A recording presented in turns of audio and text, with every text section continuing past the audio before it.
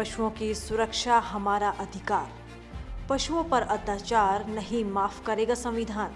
वन्य जीवों की रक्षा आपकी जिम्मेदारी, आपका अधिकार। जी हाँ, यह 16 आना सत्य है कि पशुओं की सुरक्षा आपकी ही जिम्मेदारी है। हम इस बात से इनकार नहीं कर सकते कि पिछले कुछ महीनों से पशु पक्षियों पर अत्याचार बढ़ा है। अगर उदाहरण के तौर पर देखें तो आपको ताज़ा तरीन मामला केरल का ही देखने को मिल जाएगा, जहां एक गर्भवती हथनी की मुंह में बम रख दिया गया था और बम फटने से उस हथनी की मौत हो गई थी। हथनी की मौत के बाद देश आक्रोशित हो उठा और कई लोगों ने इस बर्ताव की निंदा भी की थी। आज बात संविधान में आप सभी को पशु के प्रति क्रूरता करने से संबंधित अपराध के बारे में बताएंगे, जिसका जिक्र संविधान में किया गया है। भारतीय संविधान में पशुओं की रक्षा के लिए प्रावधान। भारतीय संविधान में केवल मानव जीवन के प्रति होने वाले अपराधों को ही अपराध नहीं माना गया है, बल्कि पशुओं के प्रति होने वाले अपराधों को भी अपराध की श्रेणी में रखा गया है। इस मामले में भारतीय संविधान अत्यंत उदार है और वह भारत की सीमा के अंदर रहने वाले पशुओं की भी सुरक्षा करता है। साथ ही भारत की सीमा में रहने वाले पशुओं को भी अधिकार प्रदान करता है। हालांकि संविधान में अलग अलग अधिनियम और विशेषताएं दी गई हैं। आपको बताते हैं कि संविधान में पशुओं को संपत्ति माना गया है, लेकिन संपत्ति के संबंध में ही दंड भी रखा गया है। ऐसा नहीं है कि भारत की सीमा के अंदर कोई भी व्यक्ति किसी भी पशु को परेशान कर सकता है या किसी पशु का वध कर सकता है। चलिए अब आपको बताते हैं कि भारतीय संविधान में पशुओं की रक्षा के लिए क्या है प्रावधान।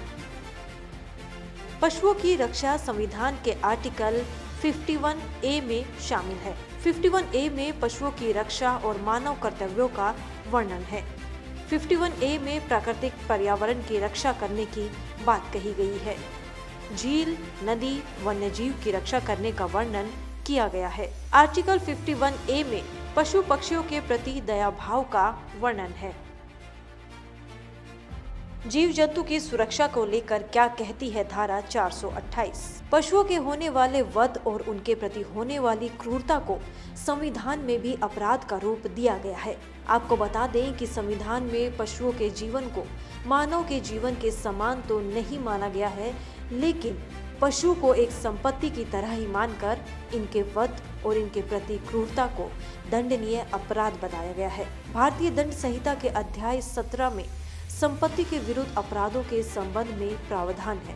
आपको बता दें कि धारा 428 के मुताबिक अगर आप किसी जीव जंतु को 10 रुपए में खरीदते हैं और खरीदने के बाद अगर आप उसका वध करते हैं या फिर उसे विकलांग करते हैं तो आपको 2 साल की सजा हो सकती है। साथ ही अपराधी पर जुर्माना भी लगाया जा सकता है। हालांकि इस धारा के अंदर किसी भी पशु का नाम नहीं बताया गया है, सिर्फ मूल्य ही बताया गया है। जीव जंतु को लेकर क्या कहती है धारा 429। संविधान में धारा 429 किसी भी मूल्य के मवेशी या फिर 50 रुपए से ज्यादा के मूल्य के किसी जीव जंतु का वध करना या उसे विकलांग करने से संबंधित है। इस धारा में हाथी, ऊंट, घोड़े, खच्चर, भैंस, गाय, सांड या बैल को उसका जो भी मूल्य हो या फिर 50 रुपए से अधिक मूल्य का कोई जीव जंतु हो, ऐसे जीव या जंतु को जहर देने या उसे विकलांग करने पर इसे गंभीर अपराध माना गया है। इसके लिए 5 साल तक का कारावास और जुर्माने का प्रावधान है। कहाँ लागू होता है ये कानून? आपको बता दें कि भारत सरकार ने साल 1972 में भारतीय वन्य जीव संरक्षण अधिनियम पारित किया था। इसका मकसद वन्य जीवों के अवैध शिकार, मांस और खाल के व्यापार पर रोक लगाना था। इसे वर्ष 2003 में संशोधित किया गया, तब इनका नाम भारतीय वन्य जीव संरक्षण अधिनियम 2002 रखा गया।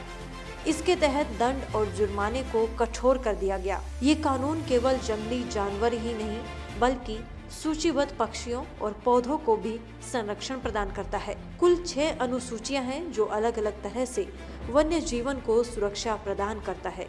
चलिए अब आपको 6 अनुसूचियों के बारे में बताते हैं।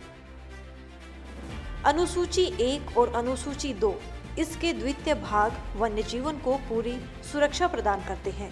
अनुसूची 1, अनुसूची 2 के तहत अपराधों के लिए कड़ा दंड तय है।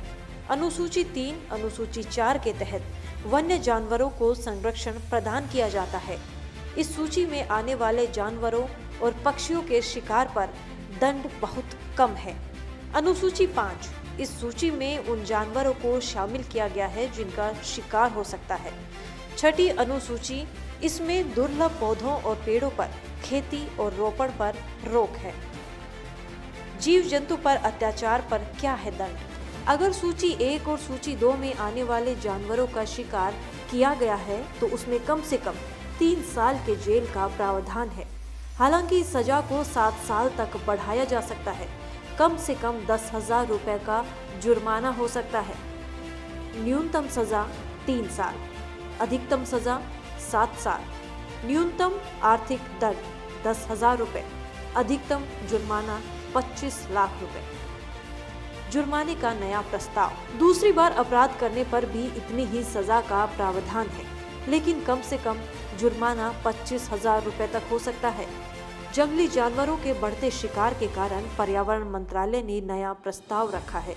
एक रिपोर्ट के अनुसार देश में 60% बाघ रहते हैं, जिसमें साल 2015 में 78 बाघों का शिकार हो चुका है। अब तक शिकार करने पर 25,000 तक के जुर्माने का प्रावधान है, लेकिन अब से 50 लाख तक हो सकता है। अनुसूची 1 में 43 वन्य जीव शामिल है, जिसमें धारा 2, धारा 8, धारा 9, धारा 11, 40, 41, 43, 48, 51, 61 और धारा 62 के तहत दंड मिल सकता है। इस सूची में सुअर से लेकर कई तरह के हिरन, बंदर, भालू, चिकारा, तेंदुआ, लंगूर, भेड़िया, लोमड़ी, डॉल्फिन, कई तरह की जंगली बिल्लियों, बारहसिंगा, बड़ी गिलहरी, पेंगोलिन, गैंडा, उदबिलाव, रीछ और हिमालय पर पाए जाने वाले कई जानवरों के नाम शामिल है।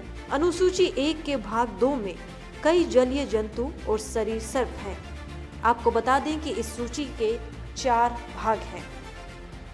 अनुसूची 2 क्या है? इस अनुसूची में शामिल अन्य जंतुओं के शिकार पर धारा 2, 8, 9, 11, 40, 41, 43, 48, 51 और 61, 62 के तहत सजा का प्रावधान है। इस सूची के भाग 1 में कई तरह के बंदर, लंगूर, सेही, जंगली कुत्ता, गिरगिट शामिल है।